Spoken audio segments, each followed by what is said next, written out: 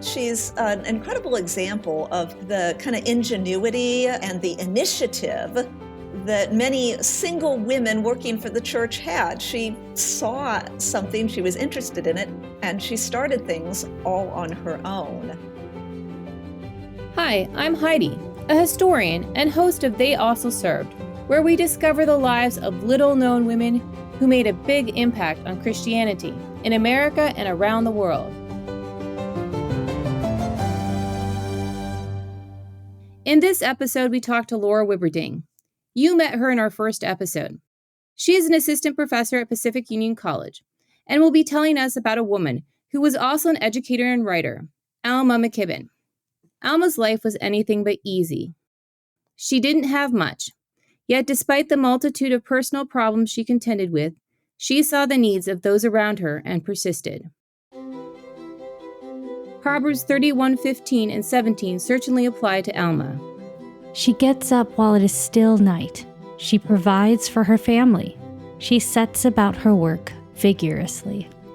Laura told me why she started investigating the life of Alma. I started out researching Alma McKibbin because I was teaching a class specifically on California Adventist history, and I wanted to see ways in which California had contributed to the wider Adventist church. And so we had an archivist here, Katie Van Arsdale, at their library, and she told me about Alma McKibbin. She had written the first Adventist Bible curriculum for elementary school students. And this curriculum had gotten used all over the place in many parts of the world, and she had continuously revised them. So they'd been in use for about 50 years. This is a significant part of California's contribution to the Adventist Church, but of course it's Alma's contribution specifically.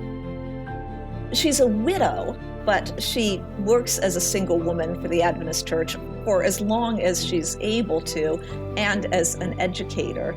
And her special area is in teaching the Bible. Her official class title was Bible History, and perhaps that distinguished her from the men who were pastors who taught Bible. She taught at the academy level, but for the Healdsburg and Pacific Union College community. She ends up influencing leaders in the church in this way. But it was a long journey for Alma to reach that point. Alma was born far from California in Iowa. But when she was a baby, her parents visited relatives in California. The trip changed the trajectory of her life. While there, her mother heard Seventh-day Adventist minister J.N. Loughborough preach. She became an Adventist, but Alma's father, an atheist, adamantly opposed his wife's conversion and moved the family away from California to Colorado. He wanted his daughter to get an education, to become a teacher, but he didn't want her to become an Adventist. Alma McKibbin, she and her mother are the only Seventh-day Adventists in their family. So it's a great stretch to convince her father to pay for her to go to Healdsburg, where the Adventist college is. They're living in Colorado at the time. But he sells a piece of property, and the pastor of their church talks him into using the money to sponsor her. And he tells her at that time, I'll give you 2 years, and that's it. And after that time, I don't know if I'll be able to help your sisters, so you're going to have to work and help your sisters through school. Alma thrived at school intellectually. In addition to taking classes, she sold religious literature and helped with Sabbath school. But other parts of her life did not progress so easily. She keeps on hitting health difficulties. She has this major health crisis, and in her autobiography, it's not even entirely clear what's happened, except that she's having seizures of some kind, and the doctor doesn't expect her to live through the night. They put cloth on all the doorknobs so the doorknobs won't rattle and disturb her. They're praying for her all night long, and she says she felt like she's disconnected from her body.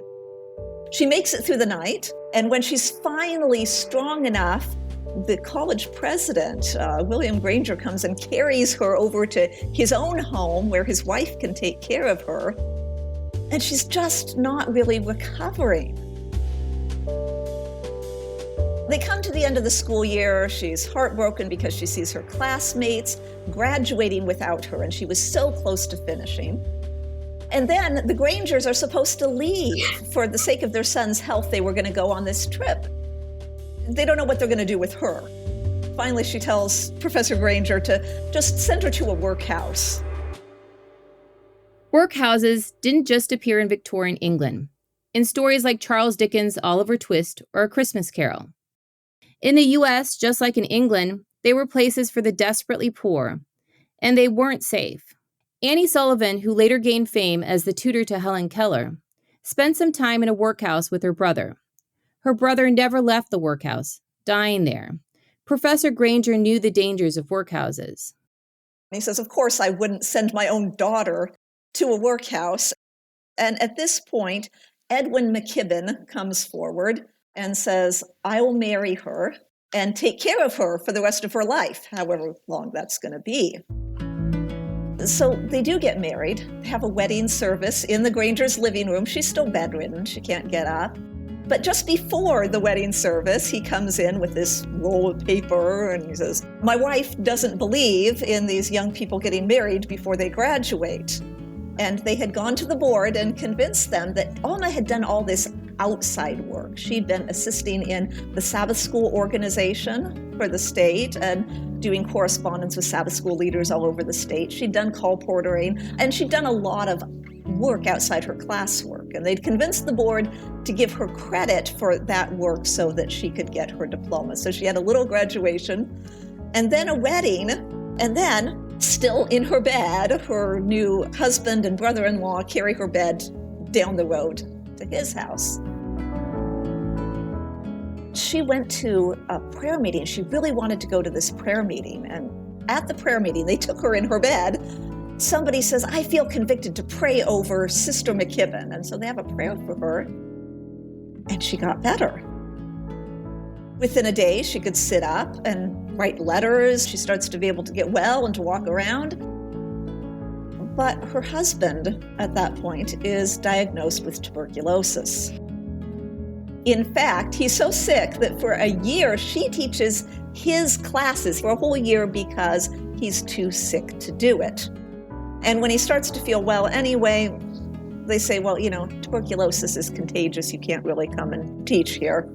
She then worked to support him until he died. The tuberculosis epidemic of the 19th century swept through urban settings.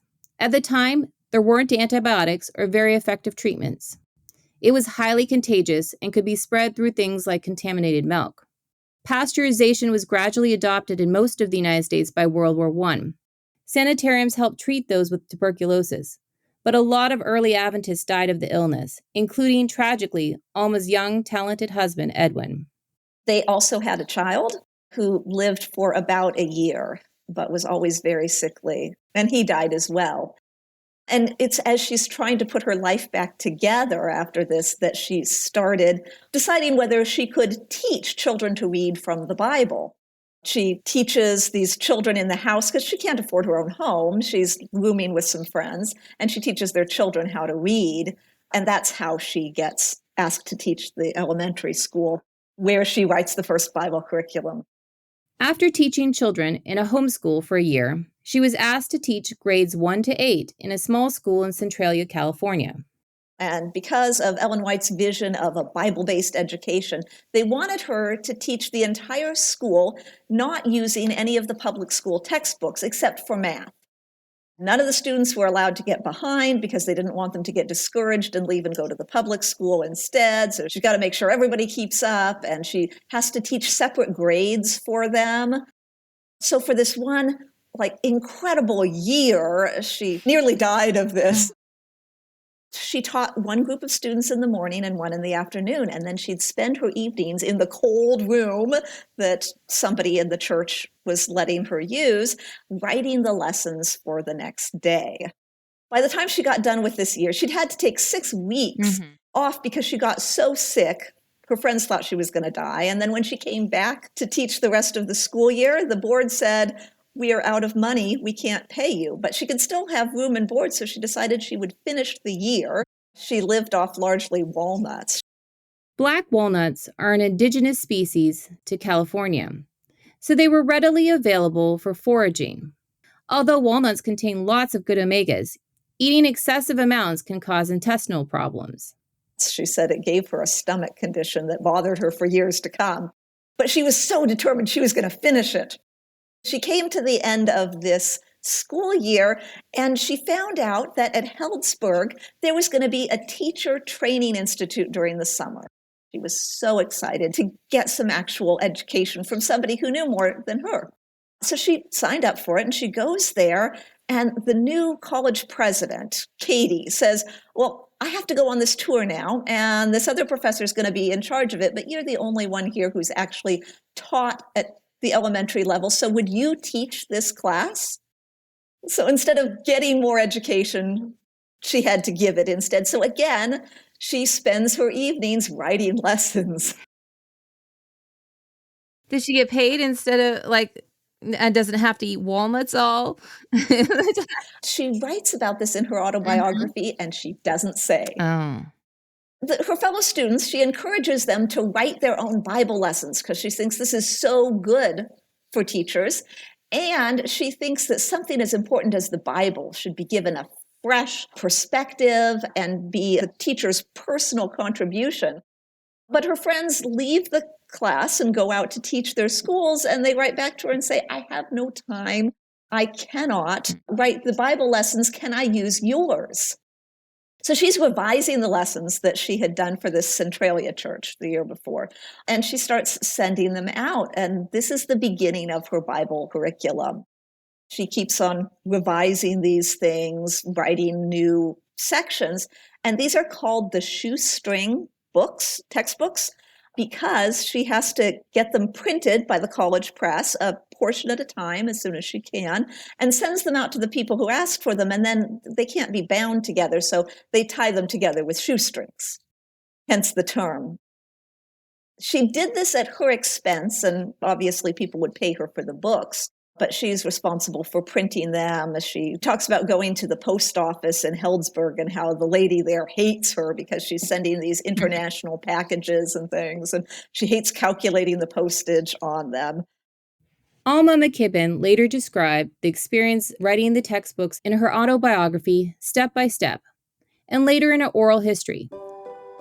She stated that teachers were begging for Bible lessons. At summer schools, some would sit for hours and copy lessons from my notebooks. At last, Professor Katie insisted that I have my lessons prepared.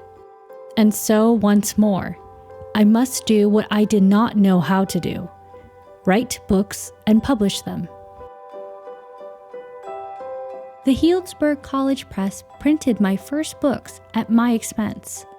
The work went slowly. The college press was a very simple print shop, not too well equipped with anything.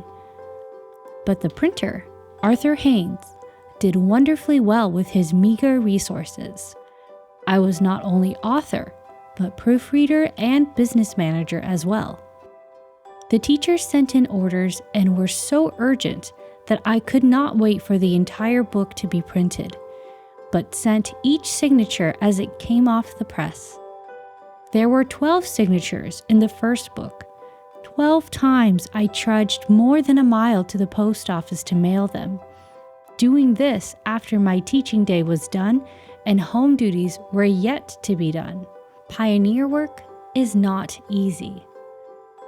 a later copy of her textbook has been digitized by the Library of Congress, and you can take a look at the link in our show notes. Curriculum gets published, though, for years afterwards. Do we have any evidence of whether she earned any income from this, or was the curriculum just her gift in the end?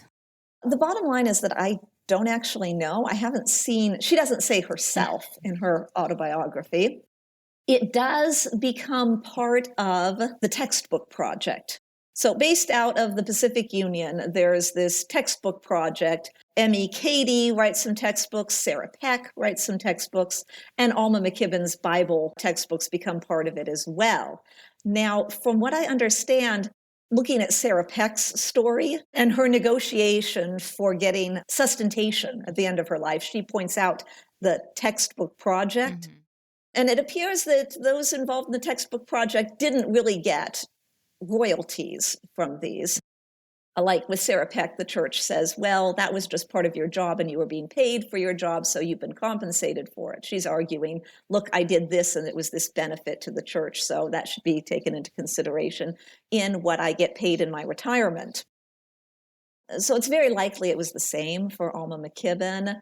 She gets some sort of payment for it, but she's probably not getting a lot of payment for it, and she may see it as her contribution.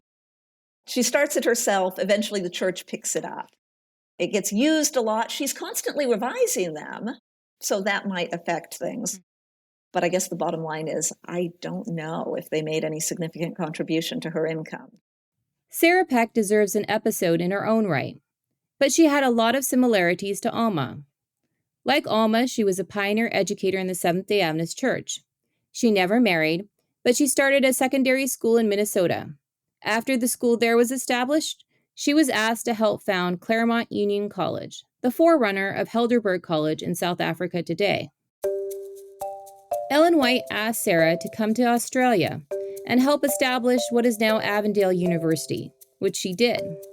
When Ellen White returned to California, Sarah Peck went with her to work as one of Ellen's editors.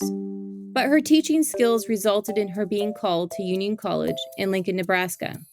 Subsequently, she was called to serve as educational secretary for California, and then to supervise the educational program for the entire denomination. In between all of her many duties, Sarah worked with Alma to write textbooks for denominational schools. She, along with Alma, had a long-term impact that extended beyond their own classroom through the textbooks that they wrote. I've got a church member here, an older church member who says, I can remember Sarah Peck when I was a child here in this community. I was her next door neighbor and I was a little scared of her. And another member says that they had a party line, and like some people would call because I think it was like some relative of his was in an accident. Apparently Sarah Peck was listening in and didn't think he was giving enough information, so she'd just jump into the conversation and fill in the details he'd left out. She was a spirited woman, and like Alma, she lived to a ripe old age, dying at 100 years old. She got into a conflict with a census taker because she refused to tell him her age or marital status, and actually went before a judge for it and paid the fine. But she thought it was none of his business how old she was or if she was married, and so she wasn't going to say. What kind of principles did McKibbin use when she created her Adventist school curriculum? I did find a copy of one of the old shoestring books in our library, and I tried to handle it very gently. It's got super thin pages, and it's a very brief little outline here. So she's got a text, and she's got a map. She wants the teacher to point out on a map of Palestine where the people were when this happened. So she seems to be very concerned with rooting things in physical and geographical history. She's very concerned about the factual history of the Bible and not simply the spiritual principles of it. She also appears to be using a kind of dialogue model. Mm-hmm.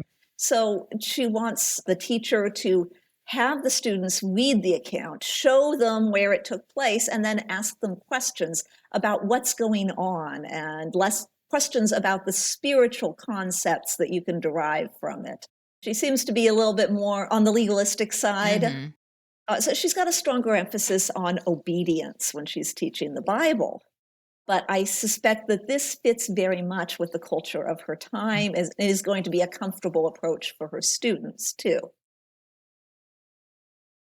And it's all this extra work, but like Jenny Irland, she's doing this on her own initiative while she's teaching school.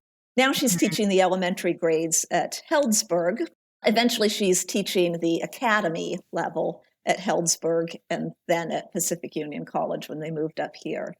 By the way, the academy building here on our campus here is named Alma McKibbin Hall. She ends up working at Heldsburg, of course. And at this point in the story, she gets a visit from her father. And her father has brought her mother to her. Her mother has been injured and is crippled. And she can't take care of herself or the family anymore. So her father says, you're going to have to take care of her. She also gets custody of her grandmother, who has dementia, and is taking care of her. And her father leaves her younger brother there. Now, when her brother shows up, she's never met him before. He's like 9 or 10 years old. He's the same age that her son would have been if he had lived. So now she's supporting a household of 4 people. And she's supporting it on the salary of a single woman. She even writes in her autobiography, she gets somewhere around $280 a year. A man in her position, just looking at the college's pay scale, would have been getting around $500. Now, Alma doesn't point out the gender difference when she writes her story, but I did look it up. She can't afford somebody to come and take care of her mother and her grandmother during the day. She has a neighbor who looks in on them, but then she locks the door because she's afraid her grandmother will go off looking for her home in Colorado while she's gone. And then she has to come and give water treatments to ease their suffering because they're both fairly sickly, and take care of her younger brother and sponsor him through school. She seems to have, as far as employment, the worst of all worlds because she's getting the pay of a single woman. She has the domestic responsibilities of a married woman and the financial obligations of a head of household.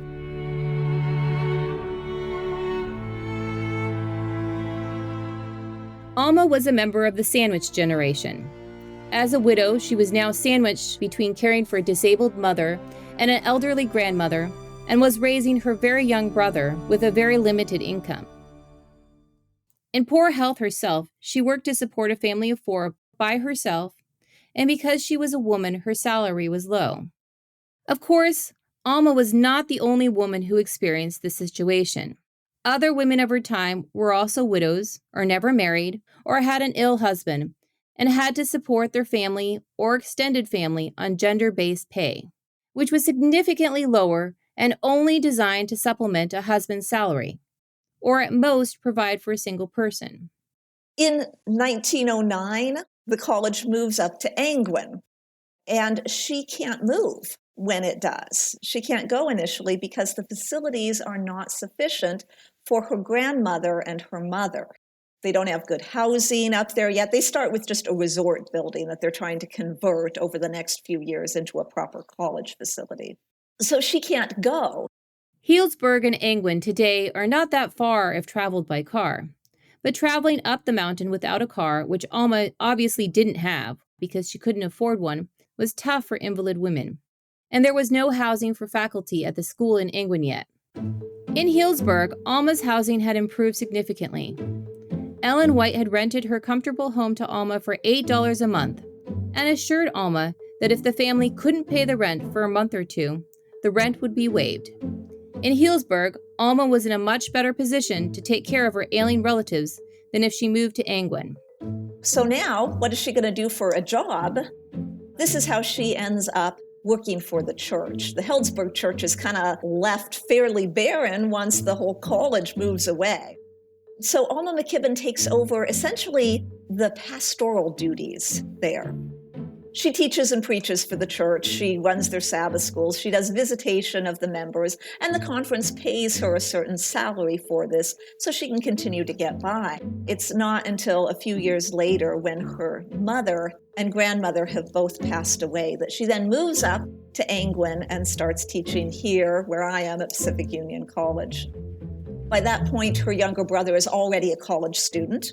So he's gone up before her, but when she gets a little cabin there, he and one of his friends room with her, and she's still taking care of them. She's been paying his tuition during this time. She's so exhausted that she spent about 6 months at the sanitarium there, now the St. Helena Hospital, just recuperating her strength before she can go on and teach some more. This doesn't seem to be uncommon. We see Adventist pioneers doing this, exhausting themselves and then taking months trying to get back their health. She wrote an autobiography. Alma's book is called Step by Step and was published in 1964. In 1980, her brother Alonzo published his biography of Alma called My Sister Alma and I. Without her autobiography and biography, we wouldn't know as much about Alma's life and struggles. And despite the grim prognosis for Alma in her 20s and her physical breakdown again after the death of her mother, she actually lived to over 100 years old. One of the reasons I think we know so much about Alma McKibbin and Jenny Ireland is because they were not married to church workers.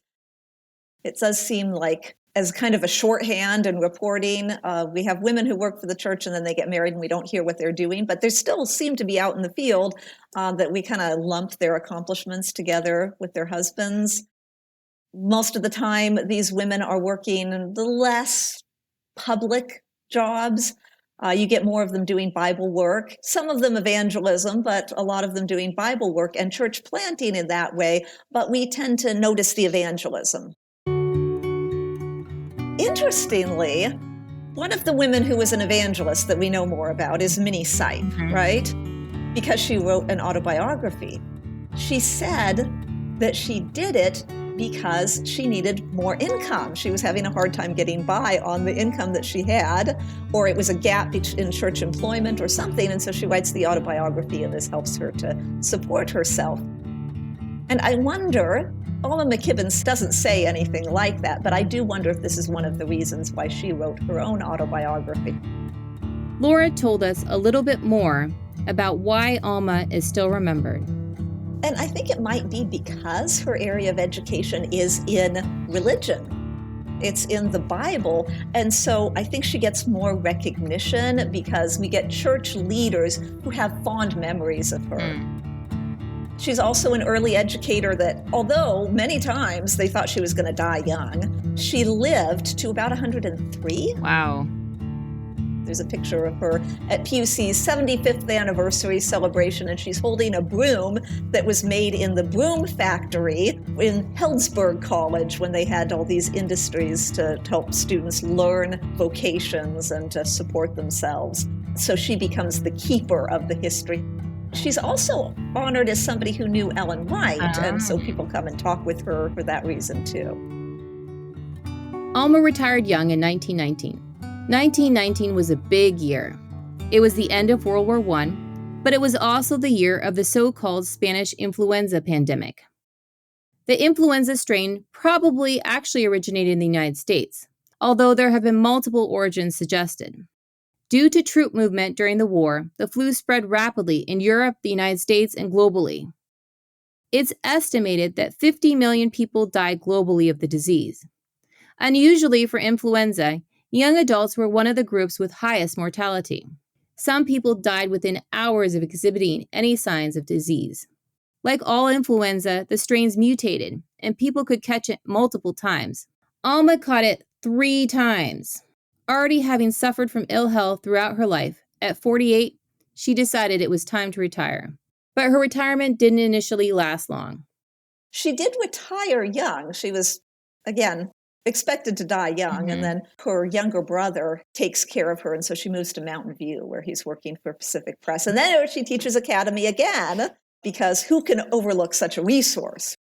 Alma's father, who had left his sickly, widowed daughter with the economic and caretaking responsibilities for his wife, his mother-in-law with dementia, and his young son, was now ill himself. And Alma reached out to him in her retirement.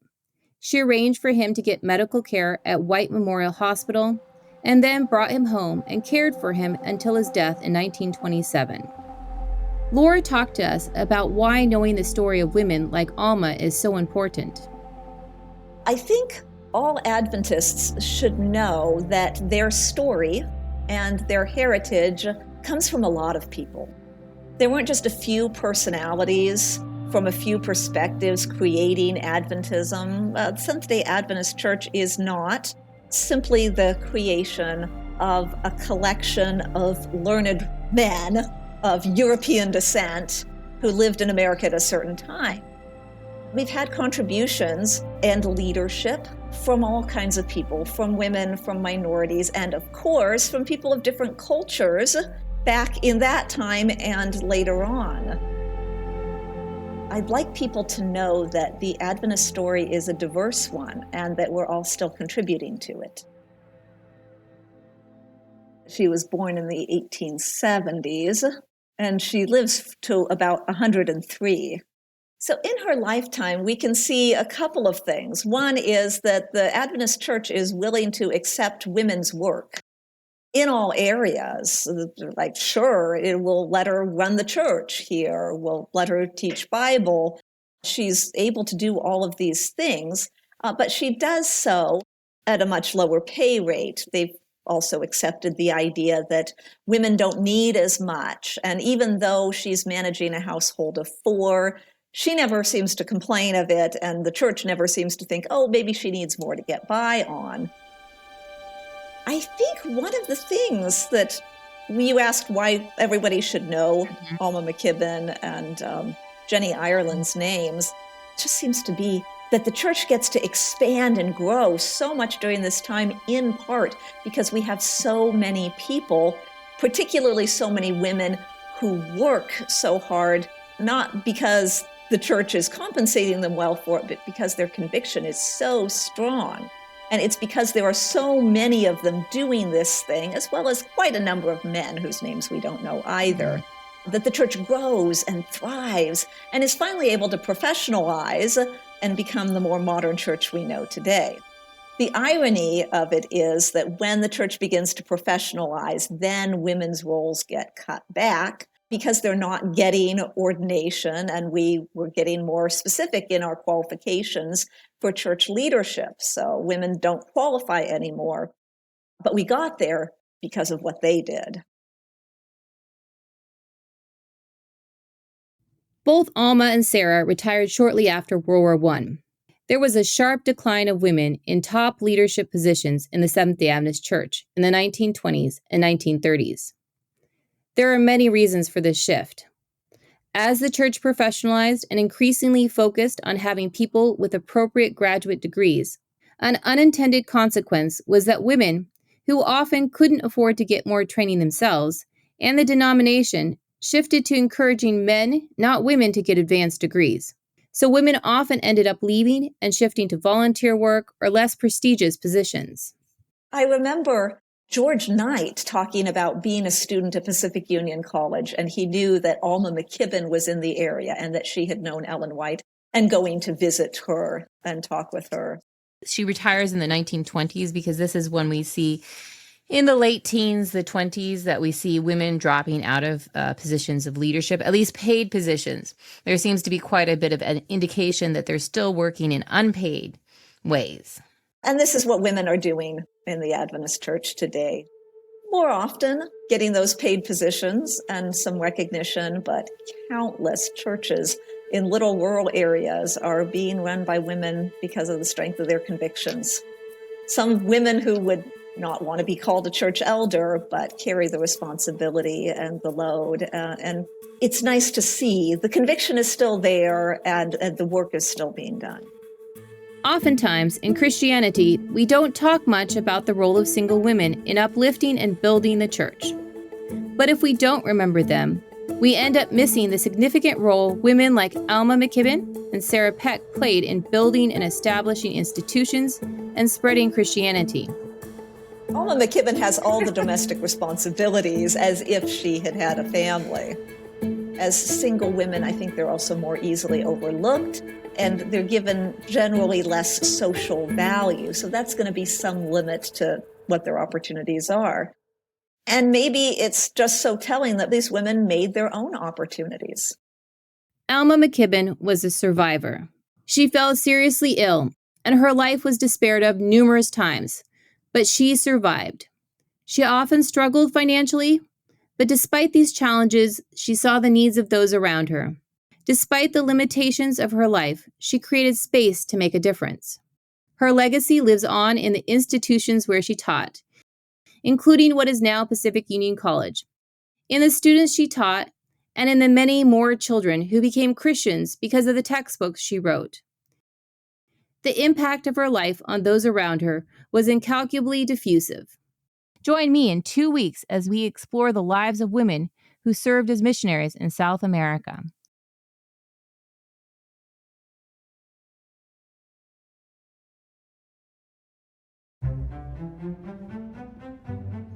They Also Served is researched, written, and hosted by Heidi Olson Campbell. Thank you to our guest on today's episode, Laura Wibberding. This episode was produced by Heidi Olson Campbell and Heather Moore. They Also Served is edited by Nina Velato. Cover art and social media is done by Chelsea Ernina. Stephen Husett is our equipment extraordinaire, and this show was executive produced by Adam Fenner. Thank you to the Adventist Learning Community for making They Also Served possible.